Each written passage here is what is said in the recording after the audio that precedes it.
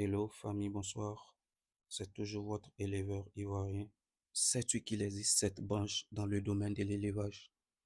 En numéro 1, on a les éleveurs et producteurs. Les éleveurs et producteurs, c'est ceux qui ont pour mission de sélectionner des individus femelles et mâles dans le but de les reproduire, tout court. En numéro 2, on a les éleveurs incubateurs. Et leur mission, c'est de sélectionner les œufs sur la ferme des éleveurs et producteurs. C'est le cas des volailles. Sur la ferme des éleveurs et producteurs et de les incuber. En numéro 3, nous avons les starters. Les starters, c'est ceux qui vont pour acheter les canetons avec les leveurs incubateurs. C'est-à-dire celui qui a gardé les œufs dans sa machine. Une fois il y a éclosion, il y a un autre éleveur qui vient acheter les canetons avec lui. C'est lui qu'on appelle le starter. Et lui, sa mission, c'est de réaliser le chauffage des canetons et de réaliser les premiers vaccins avant de pouvoir les revendre à un autre type d'éleveur. Et ce autre type d'éleveur, c'est l'éleveur qui appartient à la 4e branche. La 4e branche, c'est la branche de l'éleveur engraisseur. L'éleveur engraisseur, c'est celui qui va acheter les canetons avec l'éleveur, le starter. Et lui, sa mission en tant qu'éleveur engraisseur, c'est de faire grossir les animaux jusqu'à ce qu'ils atteignent le poids marchand. Pour ceux qui ne comprennent pas, le poids marchand, ça veut dire le poids de vente. La 5e branche, la branche que je conseille beaucoup à certains éleveurs qui ne savent pas à quelle branche appartenir. C'est la branche la plus rentable en élevage, il faut qu'on se dise la vérité. C'est la branche des transformateurs, les éleveurs transformateurs.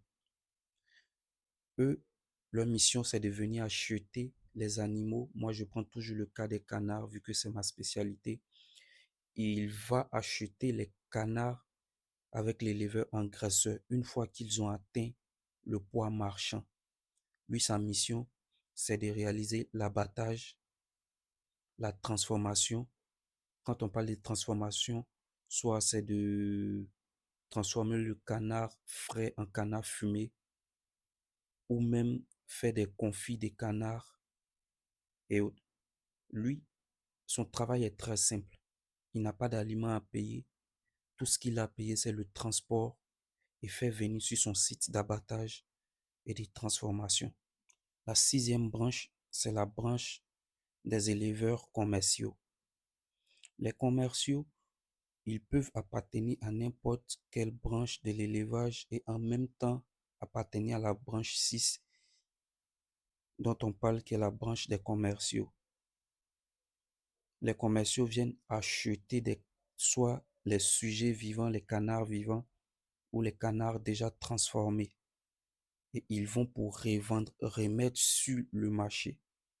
Vu que eux, ils ont la clientèle, ils viennent récupérer, c'est-à-dire acheter à un coup bas avec les éleveurs ou avec les transformateurs pour les écouler rapidement sur le marché. La dernière branche, c'est la branche numéro 7, qui est la branche des éleveurs influenceurs.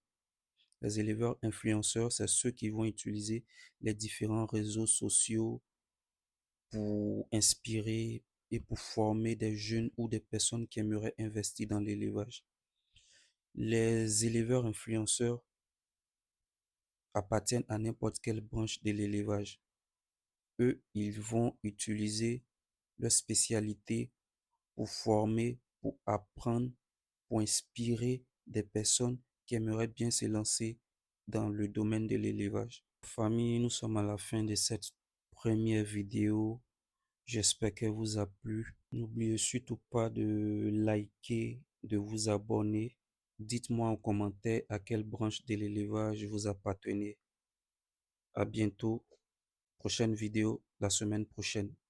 Ciao.